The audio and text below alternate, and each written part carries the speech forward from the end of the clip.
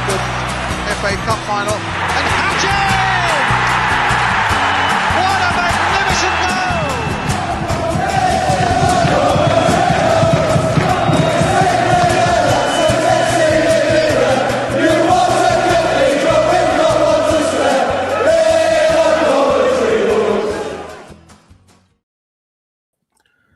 Good evening, everyone, and welcome to tonight's live All Things Sky Blue show. Myself, Mark Smith.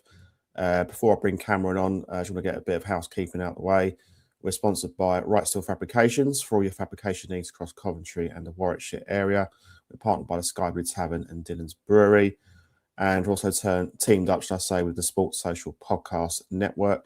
And lastly, but not least, sponsored by Sky and Friends Dog Walking and Pet Services. Please like and subscribe to All Things Sky Blue. We really appreciate that.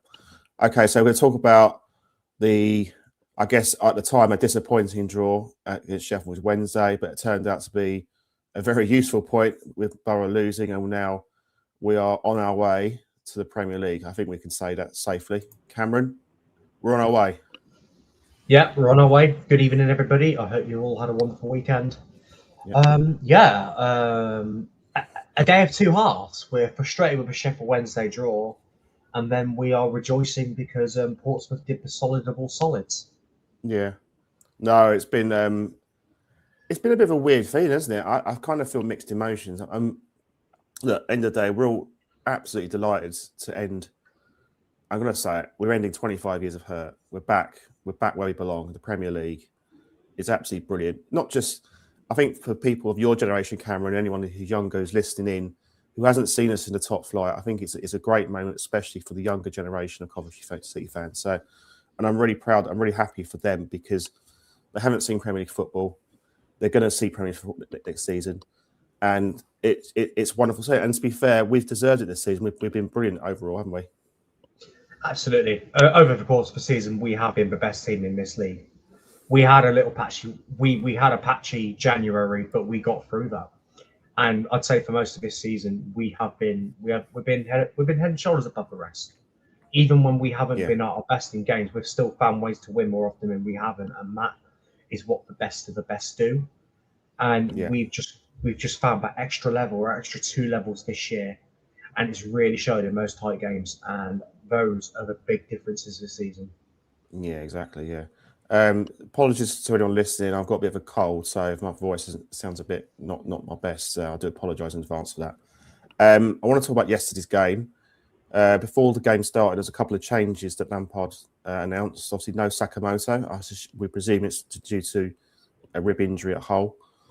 Bobby Thomas was on the bench. And Jack Redoni came into the team, I think, for Victor Torp. So what was your sort of thoughts on the side? BTA starting out wide on the right. How did you see that as to the selection?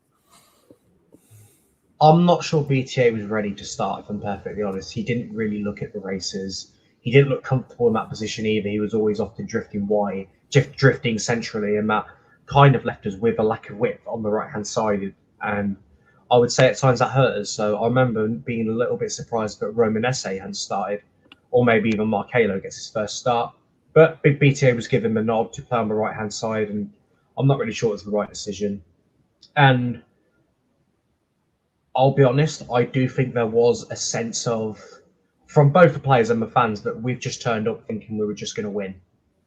Football don't work like that, I'm afraid, and I think we learned that the hard way. But yeah, we're the best team in the league. They've been the worst team in the league. But if you turn up just thinking you're going to win, then, well, more often than not, you're not going to win. You're going to be frustrated. And that's what happened, really. It took us a while to get that breakthrough. We couldn't find that breakthrough. The longer it took to get that breakthrough, the more Sheffield Wednesday were going to frustrate us. And that's what they did. And to their credit, they defended really, really, really well. And I think with Bobby Thomas not starting, I'm not sure how if it had been able to do the full 90, but I think there was a situation where he could have been brought on, because I think a game like this, nobody looks like they're going to score. Maybe it takes a set piece to decide the game, and that's where Bobby Thomas comes in. So maybe Bobby Thomas could have been subbed on it, maybe the 75-minute mark, and then you get a goal from a set piece in added time, but who knows?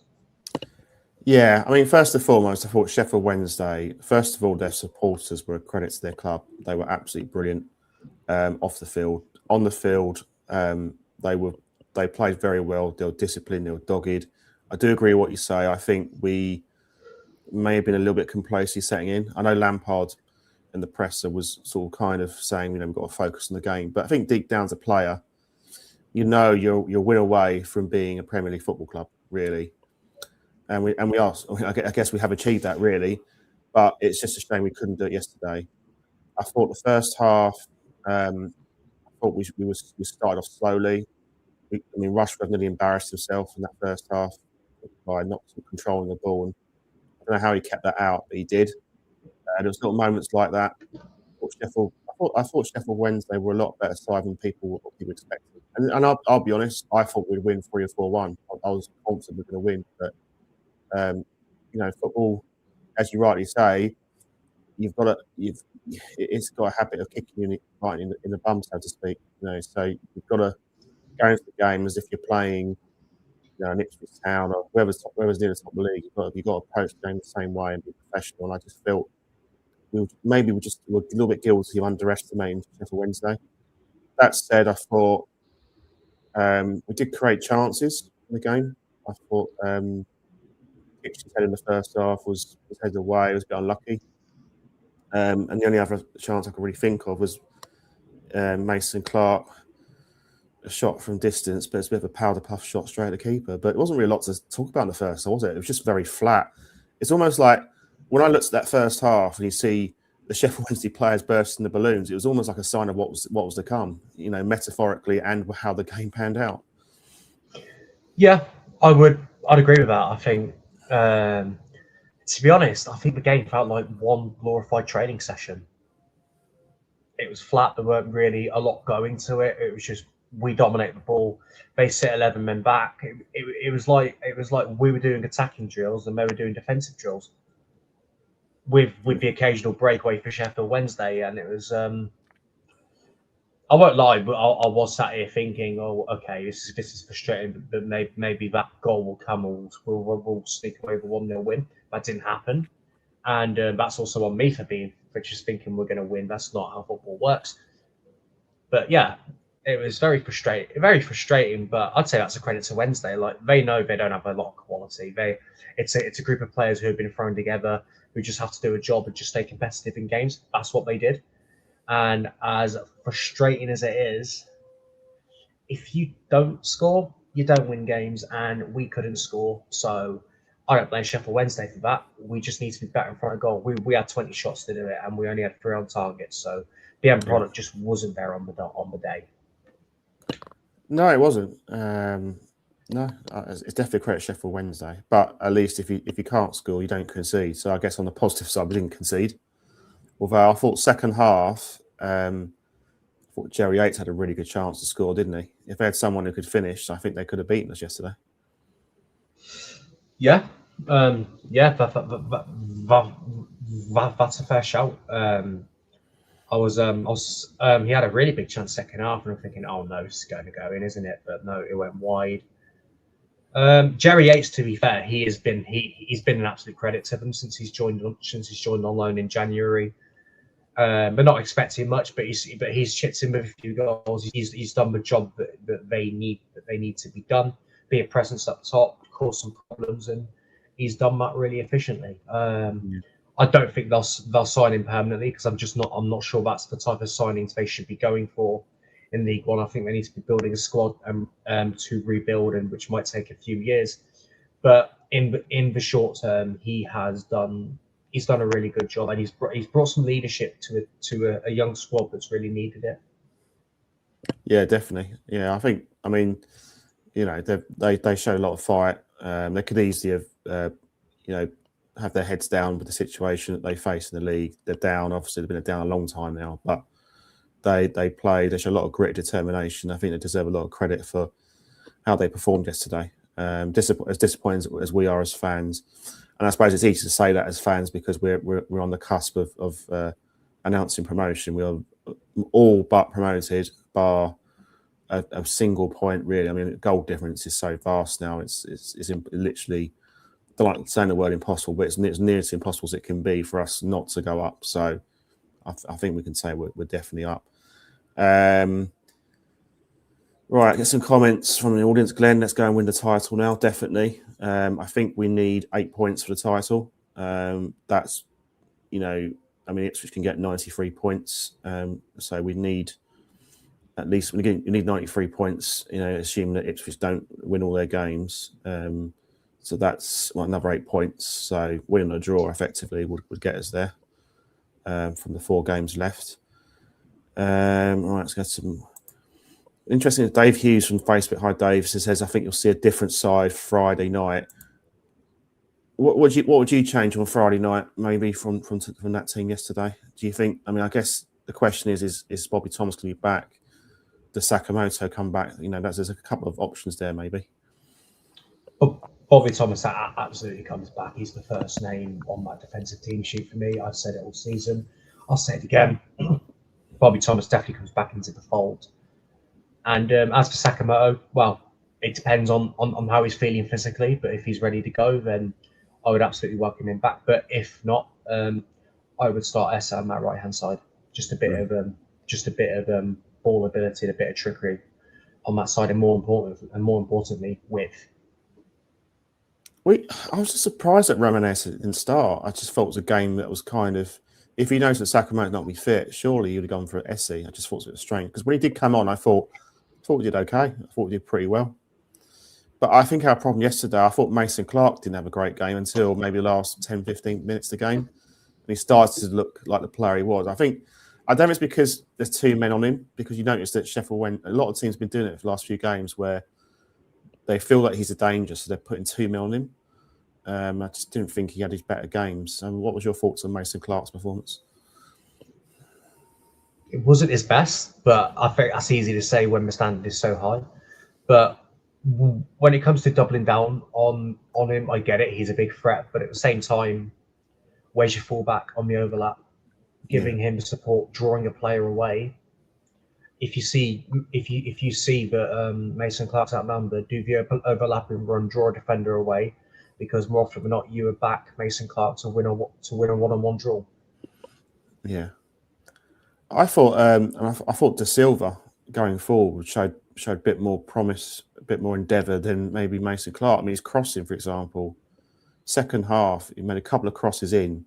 I think BTA completely missed the ball, and I think Torp had a chance as well. And you just felt like when those chances are not being taken, you just felt like it wasn't going to be our day. I don't know if it's just nerves or pressure, but I don't know. It just wasn't. It wasn't a performance we've been accustomed to see. I guess we've been spoilt as fans, but it was just frustrating, wasn't it?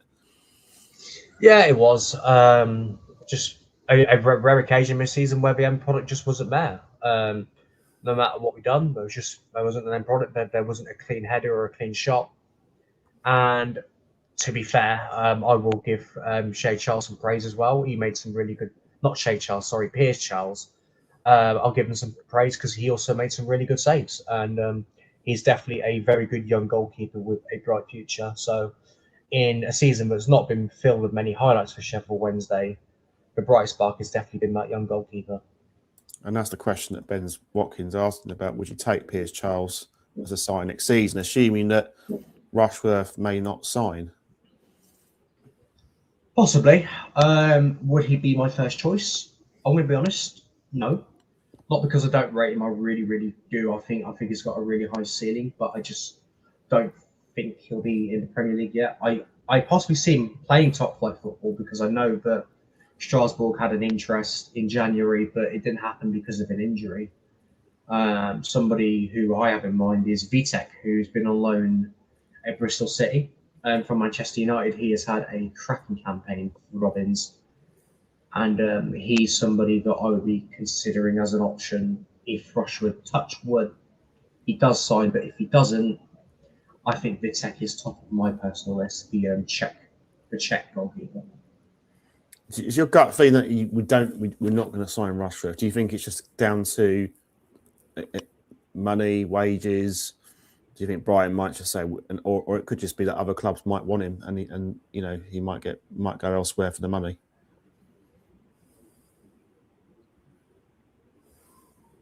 My gut feeling is that we do sign him. I'm quite optimistic. I could be wrong. He's had a really good season. That's going to garner interest, but hopefully, my thinking is if we're promoted and Brighton are happy to sell, we'd get first dibs. As for a fee, I really don't know how much the fee would be, but whatever it is, I'd be totally happy to pay that fee, and I don't think wages would be an issue either. Yeah. This Ben said if Sakamoto's out for the rest of the season, it's worth giving Yang a go. Similar player to Tats. Well, I can't see that happening because he's not even on the bench or anything. So I don't see that happening. He went missing in February. We've not found him since. So you have to find him first before you play. No one earns the right to get back into the team. They have to do the work in training. And obviously Lampard feels like he's not worthy of a place, so that'll be why. But yeah, I thought I think the mood was flat, wasn't it? I think it felt like that in the crowd. I think we were just waiting for us to score a goal, and I think the atmosphere. What do you think about the atmosphere generally? Do you think it was like right that it was as flat as that? Do you think we could have done more supporters to really rally the troops a bit, rally the players out there? Or do you think it's up to the players to G us up as supporters? What's your take on it? I think it's always a combination of the two, if I'm honest. I think initially there was an atmosphere, there was a really lively energy. And then obviously when we didn't get that early goal, then, okay, it gets a little bit nervy and a little bit flat and just waiting for the goal to come, where Sheff Weds fans, to their credit, they just never stop singing. Where, I suppose the onus is on, I suppose it's a little bit on the fans to try and keep the atmosphere going. But at the same time, that's not really a Coventry issue. I think that's just a UK-wide issue. Unlike fans in Europe who sing all the time, regardless of the score, British fans have always been reactive. So they've always been reactive. They always react to a situation. And I think our fan base are no different. If things are going well, they'll react and sing, and if not, they'll be nervy and stop singing. Yeah, I think the pleasing thing is we're promoted. Let's face it, we're promoted. We're up. The overall picture is great, and we've achieved what we need to do. We're 10 points clear at the top. There's lots of things to be positive about. I guess you could say Ipswich got 2 games in hand, and potentially that league could get cut to 4 points. For me as a fan, I'm absolutely thrilled that we're going back to where we belong in the Premier League. I just want us to win the title. I think for everything we've put in this season, to me, it would be a slight blemish on our season if we don't do it, if we don't win the title, I mean. How do you feel about the title, or are you just more happy just to be promoted? I'm happy to be promoted, obviously. I think even if we came second, I'll still be happy. But I still want the title. We've been top for the majority of this season. So I think it's fair to say that if we didn't win the title, and if we didn't win the title, then yeah, it'd be a little bit disappointing. I don't think it changed my mood too much, because at the end of the day, we're in the top flight. We get to play the best of the best. But the title, it's more than doable. We're good enough to wrap the title, so I still expect the title to be wrapped up. Yeah. No. I mean, it's. I think I'm confident. I'm confident we can do it. We need 8 points. I mean, who we got? We got Blackburn, Portsmouth, Wrexham. By the time we play them, could be, out. I mean, they're almost out of the playoff picture at the moment. They lost again today, and Watford. So I think on our day, we're definitely good enough to pick up, 12 points. Do you think, looking forward now we're virtually promoted, that the pressure's almost off us now? We can just go out and relax and play how we've been playing previously. Yes, I think that's the case. Like, it's done. Well, not officially done, but it's done. Just enjoy yourselves now. Play how you like to play. No pressure. You're going to be in the league above next season, no matter what happens. Enjoy it, because you deserve to enjoy it. You've all been brilliant this season, all of you to a man. Just get that title if you can. I think we can. Just take it game by game, obviously, the same when we were chasing for promotion. But play with a lot less pressure because title or no title, you are going to be in the top flight next season. So don't feel like you're under a lot of pressure because you're not. Yeah. Ipswich, yeah, they can still catch and win the title, but they're gonna have to be almost perfect, and they have a congested fixture schedule. They could win every game, and if they do, hats off to them because it'd be a brilliant achievement. Yeah. But just enjoy yourself because you deserve it. Yeah, and I think the job Frank Lampard done as the coaching staff has been incredible. Bearing in mind that it's quite similar to the squad that Mark Robins had, really, and he's made us look a whole lot better.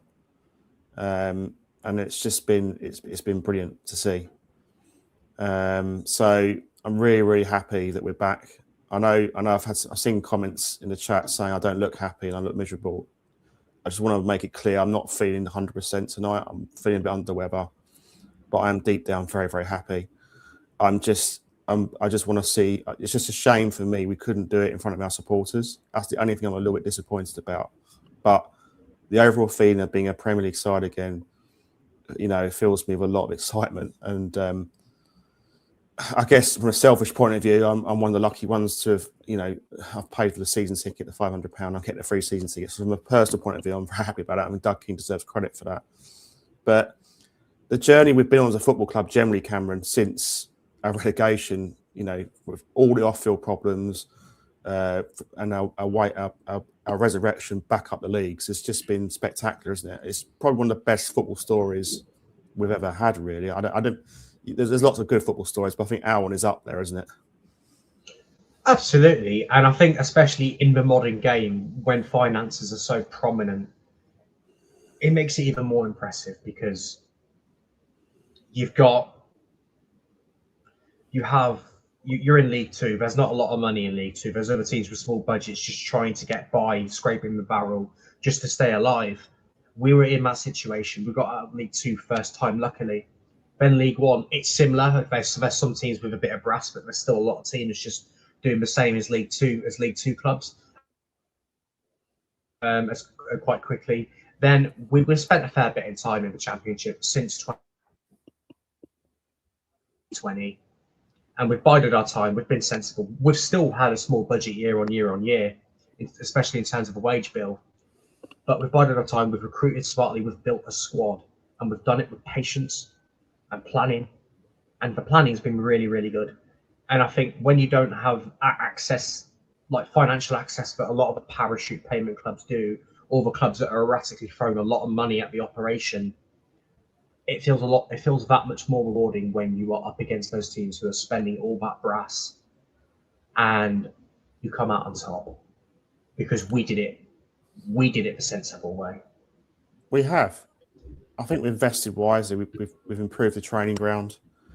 Okay, the last set of financial figures we made was at a 21 million loss, which a little bit disappointing, but overall it's not too bad in the grand scheme of things when you compare with other clubs. We've got one of the lowest wage bills in the Championship. We forget about things like this. And also, of course, the acquisition of the ground now with Doug King. I mean, Doug King, for me, has been absolutely brilliant. He's been a brilliant owner and chairman for this football club. He came into the club just the right time. He's made some big decisions, and obviously the one being Mark Robins from last season. But he's been proven right. He was spot on. He had a lot of criticism from fans, and I understand the criticism. My thought was, got to give Lampard a chance. What people forget with Lampard, not necessarily. I mean, some fans who may forget with Lampard, he managed a Chelsea side that had a financial embargo. He managed an Everton side that was sliding, that were in a relegation dogfight, and he did a reasonably good job with them. He did a good job with Derby, took them to the playoff final. So, and he's a very intelligent, articulate man. I've listened to Lampard in the, as a pundit on BBC when I think the last Euros. I thought he was really articulate. He knows the game. He's very intelligent, and to me, he was exactly the sort of manager we need. He's a high-profile manager. Players look up to him. Top coach. And it's just rubbing off the players. I mean, what can I say? It's been great to see. What's your thoughts on Doug King? Yeah, he's been brilliant. He's been brilliant. I remember that evening when I saw the tweet that Doug King has bought 85% of the football club, then it became 100%. And I'm like, who's this guy? I don't know who you are, but we're liberated, so thank you. And Sisu are gone. The first window under his premiership, we pun intended. It was it was a bit quiet. It was just getting loans into to shore up the squad a little bit to ensure that playoff push. We came close despite that small budget. Then obviously Gyökeres and Hamer went, and we needed to use that money to basically build a whole squad, because as brilliant that achievement was, it was an average team but was carried by two brilliant footballers. But we used that money wisely. We spent a squad that we had a long-term plan. Thomas, Kitching, Sakamoto, Ellis Sims, you name the rest. They're good players, but they're players we were going to develop over time, get them used to the championship. And they did. They improved year on year on year. Jada Silva as well. He went from being was respectfully a bang average left back who's just about passable at championship level, to being one of the best left backs in this division and even starting for his country. So Mark Robins started the work, but Lampard, he has refined the work his own. And it's not just Lampard, it's the coaches as well. We have a brilliant set of coaches. Lampard has an elite set of coaching staff. Jody Morris, Joe Edwards, I forget the others, but they have all put their groundwork in, and their contributions have to be appreciated as well. I think the other one is Dr. Clare as well. It's like the psychology side of the job. People forget about that. Giving the players everything to perform their job, and I think it's little things like that. Because her role is more of a psychologist in that, but clearly, her work is bearing the fruits of labour as well. And it's a complete team. It's not just a team that's out there, the squad of players. As you rightly say, it's the work off the field, and in a way, I kind of look back and I think, like, things happen for a reason in life. Like, or in the case of our football club, we didn't get promoted from the playoff final against Luton. We've had a couple. We missed out on the playoffs last season in Sunderland, the semi-final, and we've had a couple of near misses. I think there's another season we just finished just outside the playoffs. I think purely because the cup run probably knackered us out. But it's almost like it's fate that this is our year this year. And I think we've got a club where we've got our own ground. We've got a really good coach. We've got good coaches generally. We've got a good set of players, and the players, the team spirit. I mean, there's a lot of social media stuff doing the rounds. They were out last night partying, and why not? The players deserve to party because, you know what? They've been a credit to the football club this season. They've been absolutely brilliant. And, I just think the club is in a really, really good place. And I think it's never easy. We've got to enjoy the journey. We can worry about the destination later on. But at the moment, I think as a club, all we can say is the foundations are there. We're in a really good place. We've got our own ground. There's lots to look forward to. I think the future is really bright for us. Absolutely. And I'm excited because we are stepping into the unknown. We are again going to have one of, if not the smallest budget in the Premier League. But it's a challenge I'm looking forward to. I don't see it as a deterrent. I see it as motivation. Okay, we're going to have less resources. What can we do? What scouting department? What gems can you go and find me in Europe or even in the Championship? Because whether fans agree with it or not, I think part of our recruitment is some of it will be for Championships, cream of the crop. So, say there's a side that has a top player that in a side that haven't been promoted. To say if Middlesbrough don't go, Hayden Hackney, you're going to want Hayden Hackney in your side in the Premier League. There are Championship sides who say if they're a mid-table Championship side, they might have a Premier League standard player in there. So you're going to look in the Championship, you're going to look abroad. And yes, you are still going to want a few Premier League players if that's possible. But we have so many markets to shop in. It's going to be exciting. It's going to be so many doors going to be open, as you say. We've got I think, and don't quote me on this, but I'm going to say roughly around 200 million pounds to get promoted. I could be, or be in the Premier League club. I don't know. It's something along those lines. So we should have money to spend. I mean, yes, if you look at the size they've gone up from last season, the only club that prospered has been Sunderland. They've spent a heck of a lot of money. I think about 150 million pounds. But they've in fairness to them, they've had a really, really good season. As it pains me to say it as a fan, a COV fan that doesn't particularly like Sunderland, but they have done really well, and Leeds are still competitive this season. They're fighting to stay up, but I think they could do it. And Burnley are gone, but that's the hard bit. I don't think I want to talk about. The only thing I'll talk about is Rushworth. I've seen some comments about Rushworth. This is from Mark PUSB. Rushworth has stated he wants to stay. He wants to stay with us. Doug needs to make it happen. We must sign him. In fairness, I agree with what Mark's saying. I think he has said in an interview publicly that he's really happy with us. So I'm hoping that we can put a good offer for him, and we can get him on board. Rob has made the point about he's only got 1 year at Brighton left.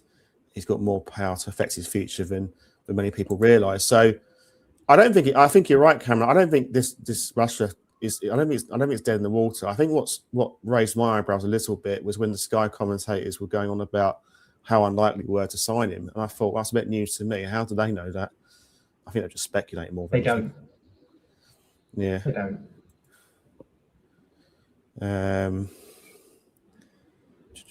I'll just look at some more comments. Michael Fetter. If Lampard hasn't really had his stamp on things as far as bringing in players are concerned, next season will be very exciting. I think we'll bring some quality over the summer.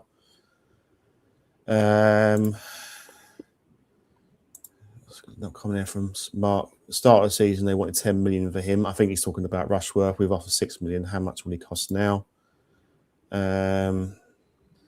So back to work. I think Glenn said back to work on Monday. I mean, it's a big 2 weeks that will see us. That'll see a seal promotion, a title without parties. Yeah, I mean, I mean, from a selfish point of view, I just think this week's going to drag, isn't it? Or this week coming up's going to drag. I just want the game to happen now against Blackburn. How do you feel? Do you kind of feel like I'm happy to wait till Friday, or you kind of like frustrated that you have to wait another week? No, I'm happy to wait. There's lots of football from now until Friday. There's lots of things to do. There'll be more loan watches for me to dive into, hopefully. So no, I'm fine. And just to answer Mark's question about Brighton wanting 10 million for Rushworth, I would say 10 million is still the minimum. It might rise to 15 million, maybe more. I don't know, but also be mindful that he still only has a year left on his Brighton contract when it ends in the summer. So any valuation that they have for him drops because of the short contract length. So Rushworth is definitely the player with bargaining power. And if Brighton are like, oh, okay, we're happy to make you number one, but we're not going to renew your contract. But we come in, we're going to offer you a 4 or 5 year deal. I would like to think they'd come here because, yes, he's guaranteed number one, but secondly, long-term stability, like in terms of a wage. Instead of having a year left and say he struggles and makes a few mistakes, and then the Brighton coach sours on him, and he's dropped through not much fault of his own, he's wasted another year. Where here he is the guaranteed number one. We know how integral he is to the side already, and he's already settled into the club. Just playing devil's advocate on that one, would you think that there'll be a clause in his contracts if we did sign him? Possibly a relegation clause, I would imagine, which to be fair, I would have absolutely no qualms in putting in because I understand we go up, we're going to be one of the favourites to go down. Whether people want to hear that or not, you probably don't, but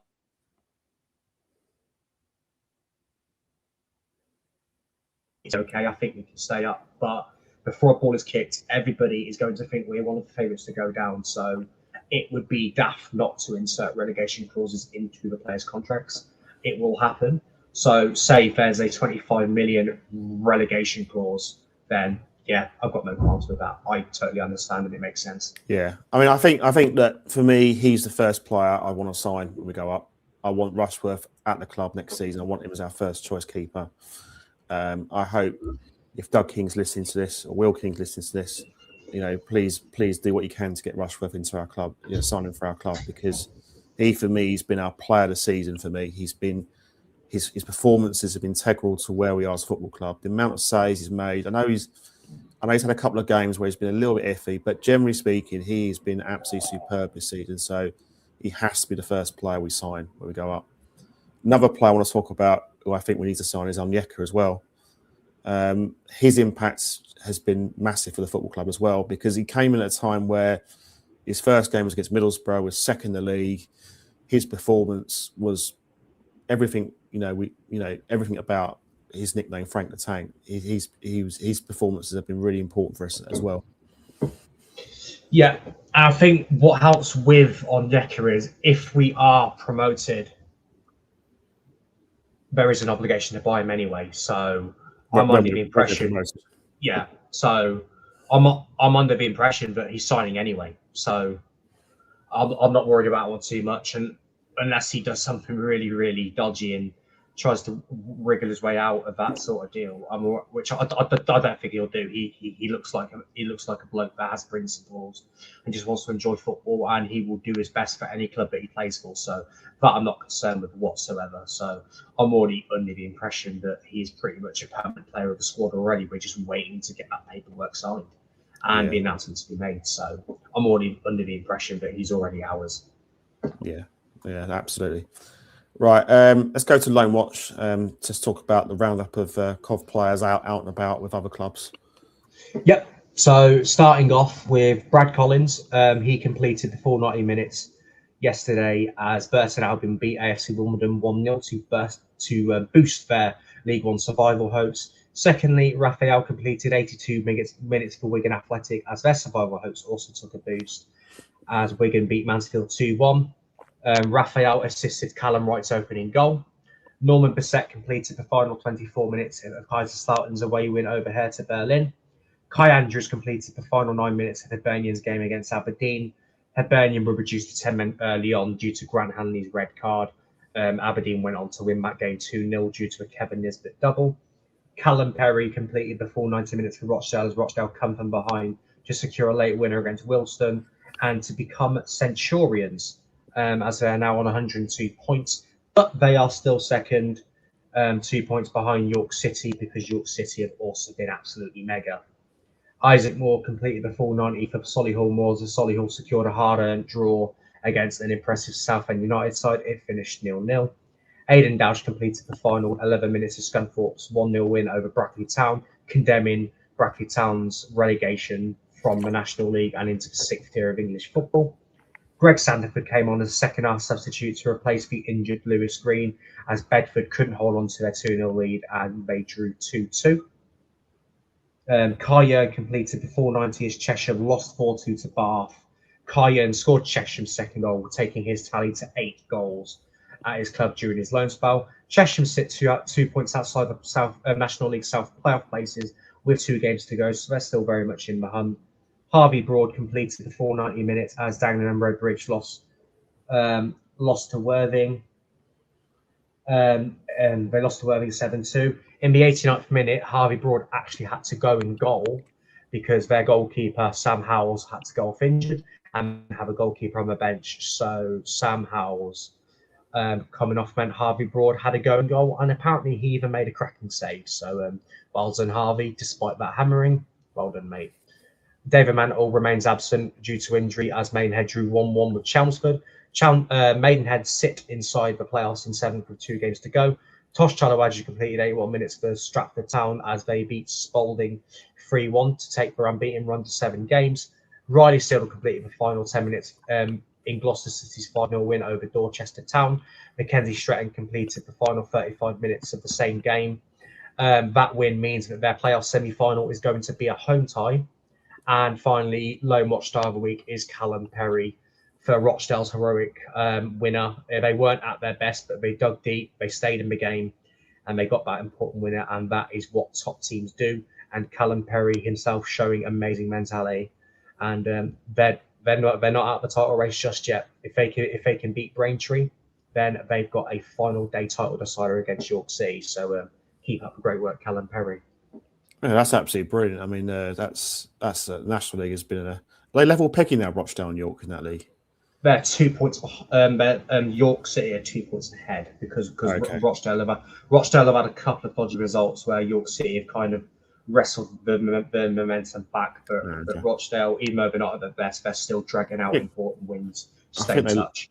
Yeah, because I think Rochdale lost recently, didn't they? Was it Sutton they lost to? I want to say it was someone like that. It was Morecambe. They lost 4-2 to Morecambe. Oh, Morecambe, because Morecambe have gone down, haven't they? So that's interesting. But anyway, we're digressing a bit. Okay, so we've got a question here from your average COV fan about who's the other two teams going up. So I'll take this question. I'm going to go heart and head for this question. My heart is I would like to see one of Millwall or Middlesbrough get second spot. Realistically, that's not going to happen, but I'd like to see them and maybe one the other team get the playoffs, because I think it'd be great to have 3 sides who haven't had any parachute payments. But I think my head's saying Ipswich and Southampton. Southampton clearly the former side in division, and they look pretty unstoppable. So, what's your take on that one? I think Ipswich are going to claim second spot. I think as much as I would love Millwall to do it, I think they've left themselves a bit too much to do with that defeat to Norwich and only being able to draw their game against West Brom. Middlesbrough, momentum is not in their favour. Again, I think there's too much for them to do. I think both of them will be going into the playoffs hoping to have a bit of a reset and maybe try and somewhat end the regular season on a high. And as for the playoff winner, I'm going to go with Millwall. I think Millwall will win the playoffs. Momentum suggests Southampton will go on and do it, but I'm going to go rogue and go against the grain. I think it'd be good to see someone different. I think Millwall have not been at the top flight for, I think, quite a while. I think it's been over 30 late 80s, years. I think. Early 90s, yeah. I want to say it's about 30, 35, 36 years, around that sort of time, which is about 10 years more than what we've been out of the top flight for. Yeah, so I mean, I think that end of the day it's all about us. I don't really care. I don't really care who I'd be happy if it's 2, non-parachute clubs. I think it'd be my preference. But at the end of the day, as long as we're up, that's all that matters, and we are going to be up. So all good. Are you excited for Blackburn away next game? I'm very excited. It's like the Sheffield Wednesday game. There is this sense of inevitability that it's going to happen. But the difference I just want to see is, even though it's all but done, don't act like it is all but done. Yeah. Act like you really need the points to secure it. So I want to see full guns blazing, and I want us to be at our very best. I want 3 points. I want to do it in style. Yes, I know a 0-0, and it's easy to think, this game is a 0-0, and I honestly wouldn't be surprised. But I want to win. I want to confirm it in style. Yeah. I want the celebrations. And I know that Blackburn are not going to be easy. They need the points for their own survival campaign. They currently sit 19th on 48 points. They are 4 points clear of the bottom 3, so they're going to need the points themselves. So nothing is set in stone. They can still turn up and get a result if we're not at our best. And if I remember correctly, they are unbeaten in their last 5. So it's definitely not going to be an easy encounter. So we have to be mindful of that. I suppose the only thing that does come in our favour, though, in that game is that they're playing Tuesday at Southampton. So they've got a long journey back home. So is that a help or a hindrance? That could be a help for us, I think. I think it's a help for us and a hindrance for them, absolutely. I think when you have to go away to Southampton, it's far away when you're going from Coventry. So imagine if you're in Lancashire, it's just that little bit further away. So I think there is a chance that fatigue sets in. Not to mention that this is a Southampton side that are in great form. They look very hard to stop. They came to Coventry and they performed efficiently and got the win. It's going to be very hard. So if they can, I think their aim of the game is just to do what they can. If they can get a point out of it, then great. It's an impressive result. But I think the main aim is just not to come out of that game with any significant injuries, because fatigue might be a factor on the Friday night. Yeah. Yeah, I'd be interested to see what changes, mate. I mean, we'll talk more about in more detail on Wednesday's show. So just for those who are listening, the next show is going to be Wednesday. It's 7:30 start, slightly later time. We've got a Blackburn fan guest on who's coming on at 7:45. So that's the reason for the late start. So just a heads up, and then I'm hoping to do a live show at Ewood Park because I'm going to the game. So if anyone wants to take part and listen, just send me a message. I'm on my X handles at ATSBMark. So if you want to sort of take part, meet up somewhere to talk about the game, then just send me a message. I'm more than happy to speak, do a live show, just to get the feeling of the supporters, because I feel this is our moment. This is a really, I felt like I want to do a show because I wanted to sort of, for those that are not going, I want to do a show so that people can, see how we're feeling as fans, what the atmosphere is like, and I'll try and do as much sort of footage as possible on that. So that's kind of my reason behind it. Okay, so anything else you want to bring up on this tonight's show, Cam? I think that's everything. Yeah, excellent. Well, thanks for coming on, Cam. It's been really good again to have you on. Thanks everyone who's been asking questions. Really appreciate it. Hope you enjoyed tonight's show. Please like and subscribe to All Things Sky Blue. It'd be really, really helpful, and be really happy if you could do that for us. That'd be brilliant. So yeah, as I say, we're sponsored by Wrightsville Fabrications for your fabrication needs across Coventry to Warwickshire area. We're part of the partners, I say, with the Sky Blue Tavern and Dillard's Brewery, and we are part of the Sports Social Network, and we're also sponsored by Sky and Friends Pet and Dog Walking Services, and obviously we're also on our social media channels on X, Facebook, TikTok, Instagram, etc., etc. So thanks everyone for listening. Play up Sky Blues. We've done it. I'm going to say it. We've done it. We're up. Let's enjoy the good times. We've all the supporters had a lot of crap over the last 25 years, but we've come out of it. We're back where we belong, at the top of the tree. Let's enjoy it. Let's go to Blackburn. Let's all get behind the team. Let's create a great atmosphere. Let's get that. Let's get it absolutely confirmed, and let's get the win, and hopefully we can go on and win the title. Thanks everyone for listening. Play up Sky Blues, and speak to you soon.